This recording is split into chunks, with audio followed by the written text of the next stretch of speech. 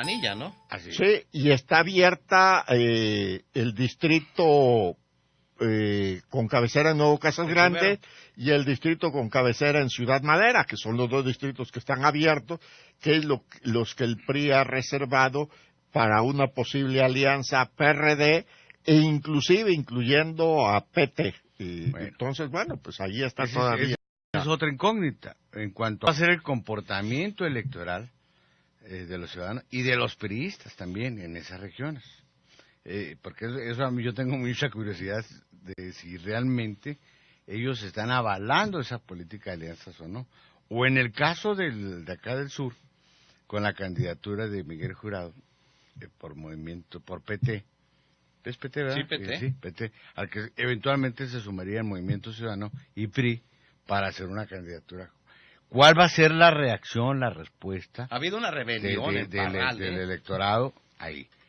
Bueno, pero como dijo... No lo conoce, no sé, ¿verdad? O sea, como dijo César Camacho, Quirós, una vez que pasó el tiempo de posible impugnación a su reforma estatutaria, pues dijo, ya, se acabó este asunto, o sea, nadie se inconformó, nadie impugnó, significa que tienen al gran decididor. sí. Entonces ya no se Sí, preocupan por ello. pero ¿cómo se va a traducir esto en votos? Ese es mi interrogante. Son los dos fenómenos que creo que van a influir, pueden modificar el mapa electoral, el resultado electoral. Insisto, uno, la ausencia de una opción de izquierda, ¿verdad? Ese es un factor que va a influir. Dos, este esquema de promiscuidad política, qué repercusiones va a tener, y la otra, esas alianzas también fuera de toda sensatez política, racionalidad política, en qué se van a traducir en términos de voto, porque esto puede generar sorpresas, esto puede llevar sorpresas. No hay que perder de vista el otro factor, ahorita que hablaban de la Santa Familia y que la familia feliz, etcétera. Estos realineamientos tienen que ver también con los realineamientos que los grupos empresariales están llevando a cabo en este proceso con la nueva administración federal. Vean ustedes quiénes estuvieron de los empresarios abiertamente en la convención, en el centro de convenciones con Garfield. Bueno, pues son de los empresarios destacados, connotados de Chihuahua, que antes procuraban no verse, al menos en eso, si iban ya cuando ganaba alguien iban a las tomas de posesión, etcétera, pero no a las convenciones donde iban a ser avalados o electos ¿Qué nos está diciendo esto? Que hay una postura clara en ese sentido. Entonces, ¿cómo la va a jugar el empresariado? Es otro elemento importante, porque con toda la frescura que pueda tener un candidato como persona, pues también las campañas, y sobre todo estas tan cortas, van a ser intensivas, van a demandar muchos recursos, sobre todo en lo que se le llama la propaganda por aire. ¿Por qué? Porque no va a dar posibilidades en algunos distritos de andar recorriendo, tocando puertas, sí, casa por casa, porque eso no les alcanzaría simple y sencillamente el tiempo. Entonces, va a ser una guerra de marketing muy fuerte y ahí se demandan muchos recursos. Sí. Y luego este aspecto el otro aspecto de los resultados del PAN, que decíamos, bueno, Pérez Cuellar no aparece al lado de Miguel Riggs, pero sí Javier Corral. Aunque tampoco se vio. No se vio, pero se supo y, sí, se supo y mandaron información sí, que lo apoyaban. Y que había operadores ahí del equipo de Javier Corral y todo. Por ejemplo, algún acto ahí se veía al regidor Pepe Luébano, que es gente de Javier Corral, entonces metido ahí. Entonces, sí, se veía que también estuvo ahí metido en ese asunto, ¿no? Y en Juárez gana María Antonieta Pérez, que trae su propia fuerza, sí, pero que además fue reforzada por Javier Corral. Obviamente. Y me llama la atención hoy en la mañana en la prensa de Juárez que está Ramón Galindo felicitando a Antonieta Pérez, pero está Javier Corral feliz de levantarle la mano a Antonieta Pérez. Sí, no, yo creo que en el caso de Juárez es distinto.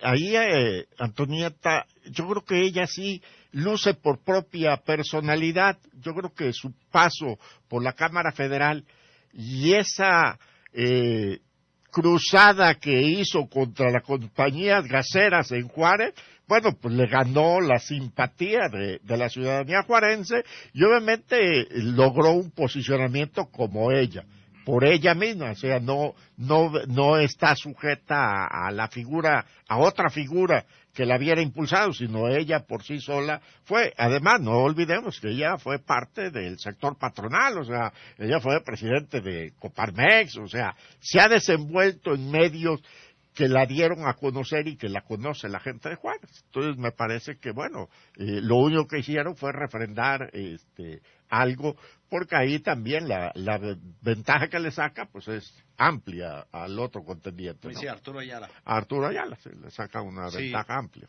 Y bueno, yo especulo que con estos resultados el PAN se encuentra en la posición, entra a esta campaña en la posición de reconstruir sus preferencias electorales, su inserción social, Sí. a partir de estos resultados. Me llamó mucho la atención lo que dijo en una entrevista que tuviste con él en programa de Palabra Propia. De palabra propia. Donde dice que, me dio risa porque dice, pues que el año anterior a la elección recuperaron 20,000 votos de los que había, pero en una situación muy difícil. No, pues espérate, ¿cuál difícil? Pues eran gobierno federal, tenían... Con candidatura presidencial. Con candidatura presidencial, no era una situación difícil. A mí me parece que estas reflexiones son pues de gente que no le sigue la tendencia a los comportamientos políticos y electorales. Sí, tenía que compararlo con los resultados del 2006, pues ¿no? Claro, por supuesto, ¿verdad? No con pero bueno, eso te da una idea. Lo que tú mencionaste de la consulta Mitofsky, a mí me parece que sí es un referente importante. Porque ahí estamos hablando de qué percepción tiene el ciudadano, ¿no? En cuanto a los dos partidos sobre el cual fue consultado. En el caso de Juárez, al menos los resultados que yo vi, pues no hay uno solo de los indicadores en credibilidad, en confianza, en unidad, en organización, en quién representa el cambio, en quién tiene posibilidades de gobernar mejor, que el PAN como partido. Estoy hablando porque la pregunta fue sobre los partidos. Todos están por debajo del PAN en relación al PRI. Aquí en el caso de Chihuahua no conozco esos datos, ¿verdad? Pero sí vi los de Juárez y me llamó mucho la atención que ninguna, ni por chiste, y con diferencia de 10, 15 puntos porcentuales. Entonces, ahí el problema es Teto. Pero Teto, el problema no es para el PRI, puede ser para María Antonieta. Porque en esta disputa interna de poder de los grupos que existen en la frontera, Teto le puede apostar a María Antonieta, como ya lo hizo cuando en la elección federal. Ya hay fotos donde va entrando al búnker de Teto en una negociación cuando gana la elección federal. Entonces, está complicado, por eso digo, no es tan... Pero sería jugarse contras a sí mismo, ¿no? No, pero porque está su hermano como candidato en uno de los distritos. Sí, pero Tetolandia es otra cosa, ¿eh? Eso es otra cosa.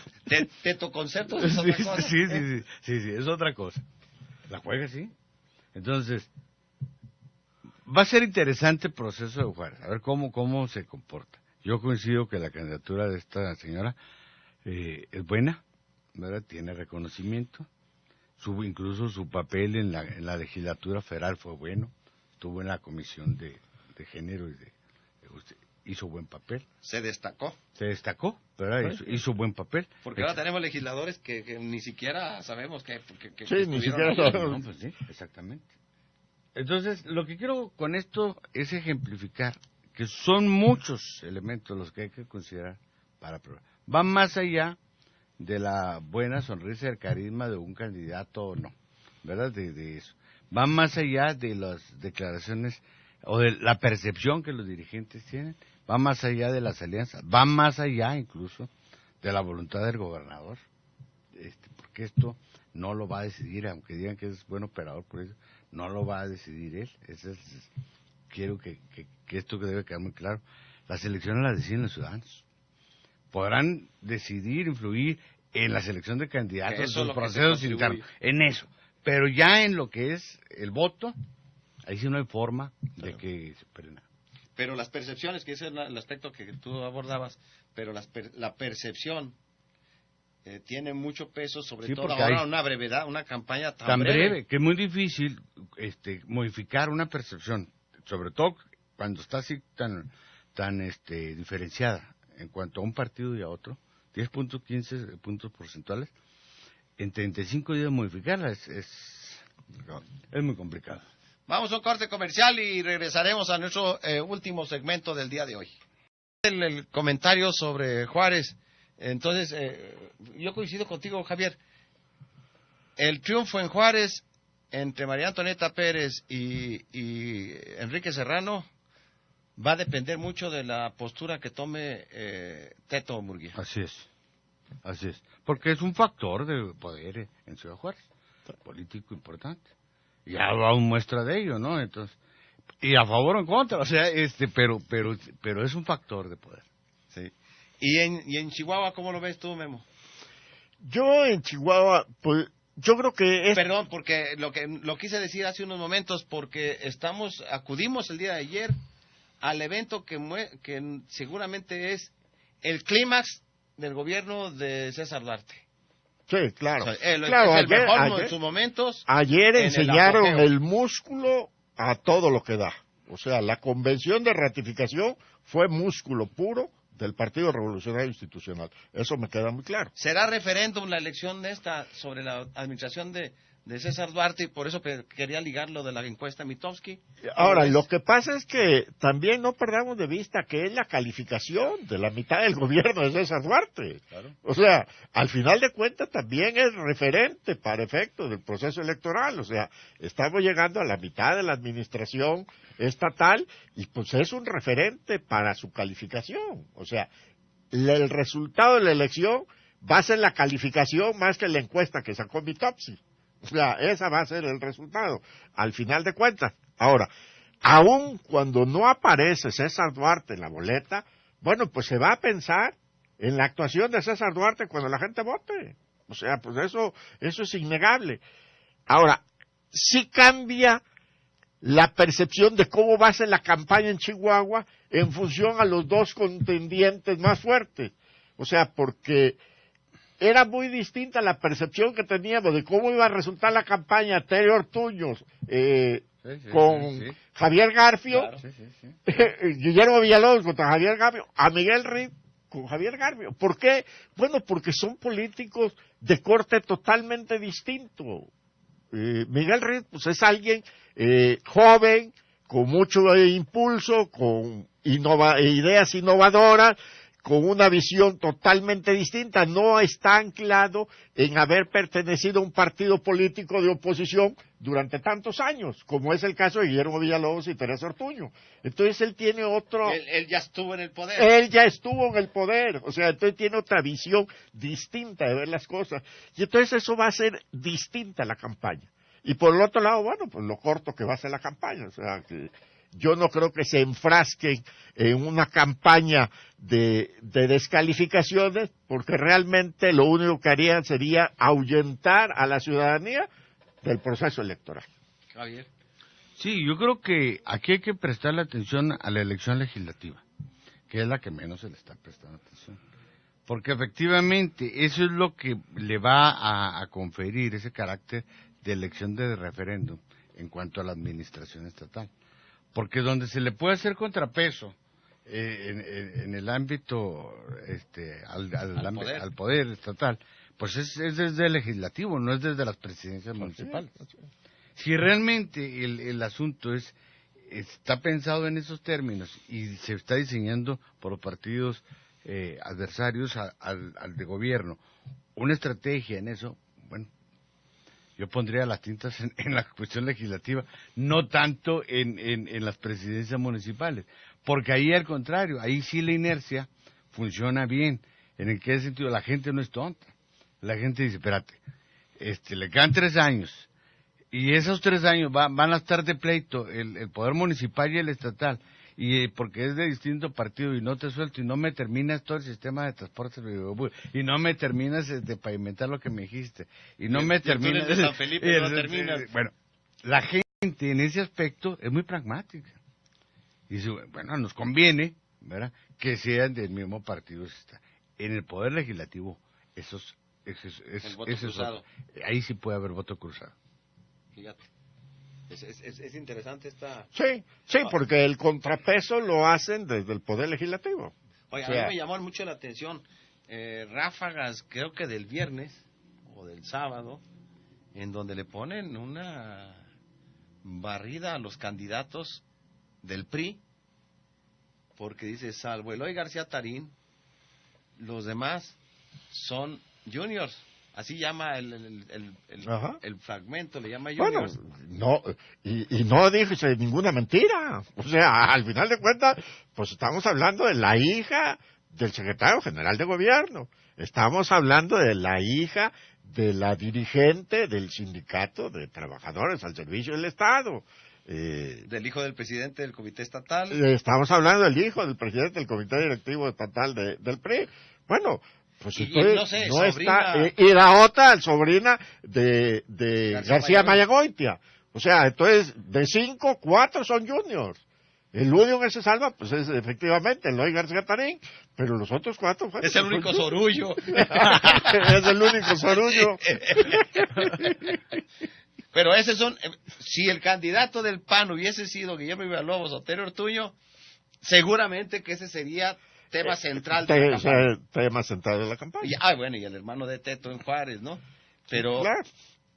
Yo creo que falta ver cómo va a ser el equipo de campaña del PAN, su estrategia, porque también en la mañana, hoy en la tarde, Miguel Latorre decía, es que vamos a enfrentar una elección de Estado, en donde César Duarte va a operar la campaña. No, pero mira, es que eso ya se ha choteado mucho, ese calificativo. Elecciones de Estado sí las hemos visto y sabemos cuáles son, ¿verdad?